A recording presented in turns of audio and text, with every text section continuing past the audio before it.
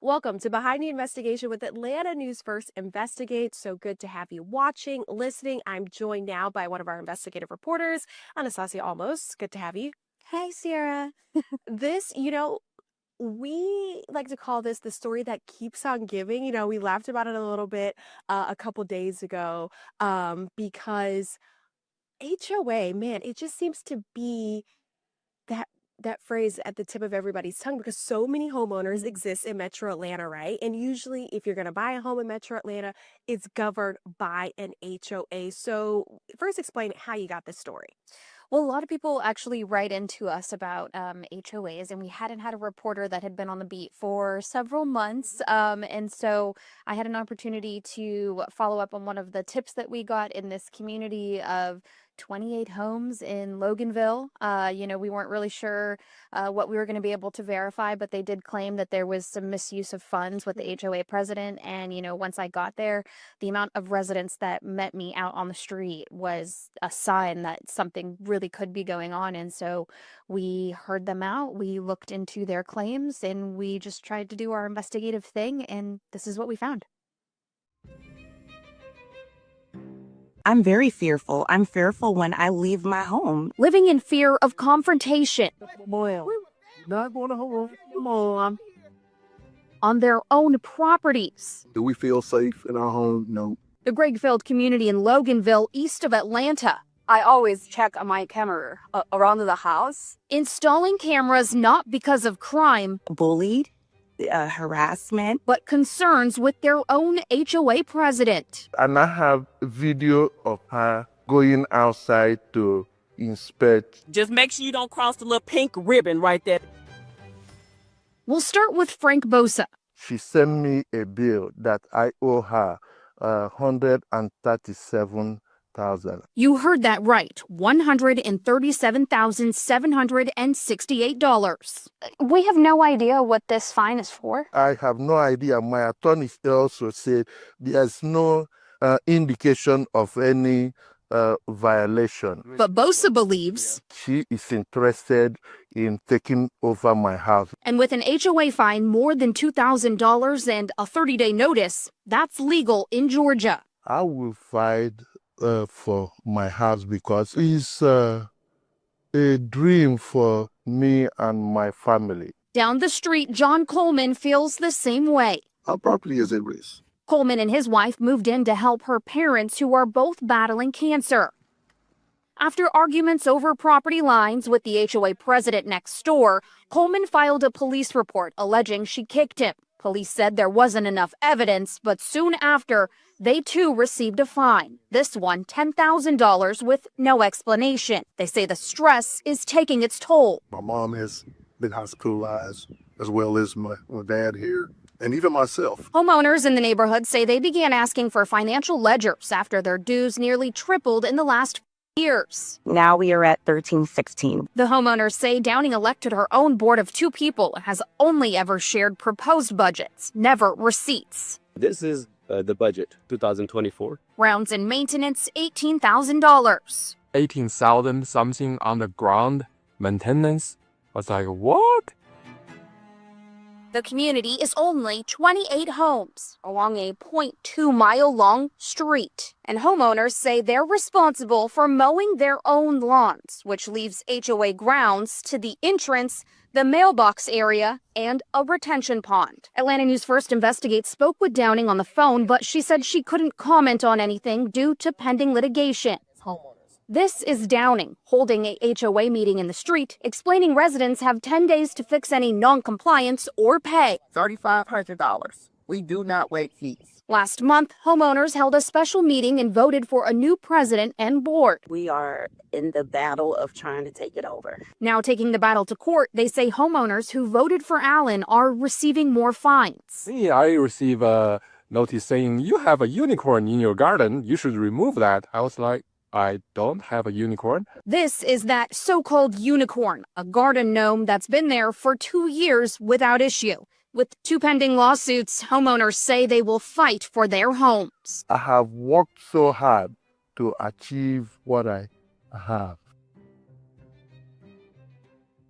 Now, the management company that the HOA recently hired just responded to Atlanta News First Investigates, telling us they've terminated their contract, citing, quote, serious conflict among the homeowners. This is unbelievable. Everywhere. It's happening everywhere. That it feels like it should be illegal, but it's not. So what are homeowners supposed to do? That's right. As of right now, the Georgia Property Owners Association Act says homeowners have the right to view their HOA's financial records. However, there's no agency that enforces this act. So the state attorney general's office advises homeowners hire their own private attorney and pursue an audit. They did say that can be very expensive. I'm Anastasia Olmos, Atlanta News First Investigates.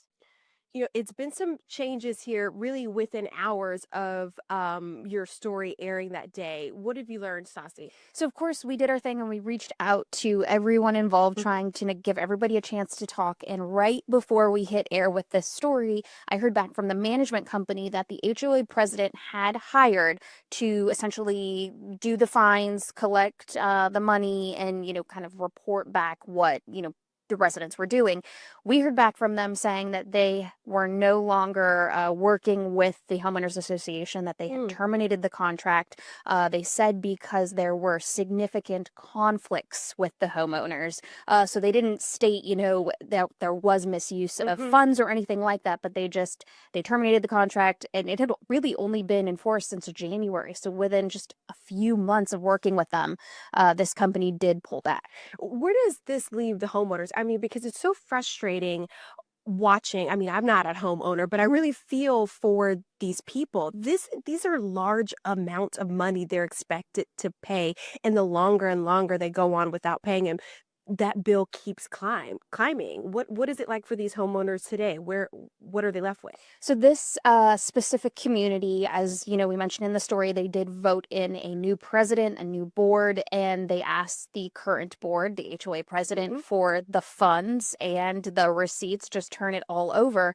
But they tell me that they are basically being ignored. So what their next step was to get an attorney on their own, a private attorney, out of their own pocket for now. And that has resulted in a complaint filed in the Gwinnett County Court, where they're asking a judge to declare their vote for a new HOA valid, and then essentially say you must turn over everything, a judge to order that, so that they can get an audit done. They can figure out how much money they have, where it's going, and what homeowners need to pay. In addition, the fees that have been put on the homeowners right now do include that management company that has now pulled back. So there's going to be a lot of changes coming forward. And so basically they've filed a complaint in the court, and that's really what the Attorney General's office says is homeowners' only option as of right now is to take this on themselves with a private attorney, which can be expensive. And that's really the frustrating thing about these HOA stories. While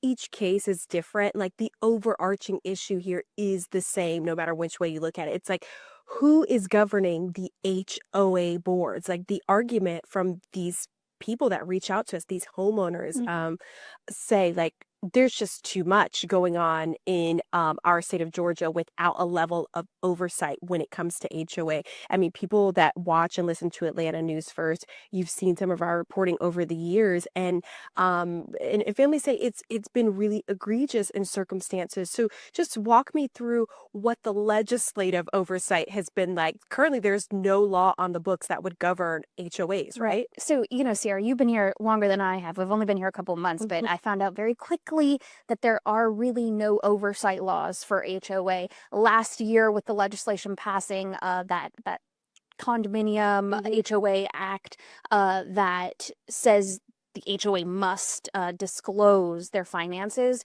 but there's no oversight of it. And I actually heard back from the Attorney General's office saying there is no one overseeing this act. Because I said, can they submit complaints to you? Do you look into it when they're not turning over the finances? No one does. And so it really feels like, even though they passed that act, it's got to go the next step of the oversight. It's the same thing with the renters' rights stories that I've done is they say a home has to be habitable, but who's enforcing Right. that? Who's interpreting habitable? Yeah. Exactly. So right now, there actually were some lawmakers that did put forth a couple bills. They didn't go anywhere. But on Friday, Senator Donzella James, she proposed a new bill just on the 21st, asking that there be oversight from community affairs within the state to take complaints and to make sure that they're following that act.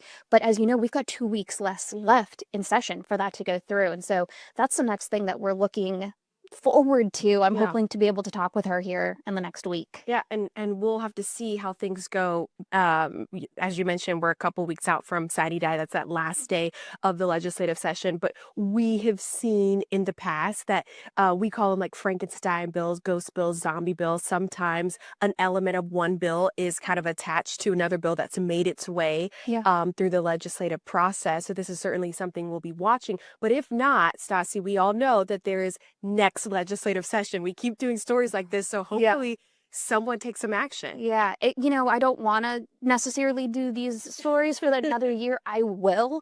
However, like you said, we've been doing them. All the other stations have been doing them too, just doing a search online for these HOA problems. It's been ongoing. And so really, it comes down to what's important, what's a priority to our lawmakers. And I'm hoping that this is something they prioritize, because even as I did this story with our anchors, Brooks, he was like, oh my gosh, this HOA and this HOA. And it's like everybody has touched it in some capacity. It needs to be a priority. And it's a wide-reaching story that has a lot of impact, because there was a study done a while back about Metro Atlanta residents, and half of our area are renters, which would imply the other half owns homes. Yeah. And so that's a large swath of people that could potentially be subjected to HOA laws. We know every single neighborhood isn't an HOA one, but there's still a large swath of people that have to deal with this, which just goes back to legislative priority. This affects a lot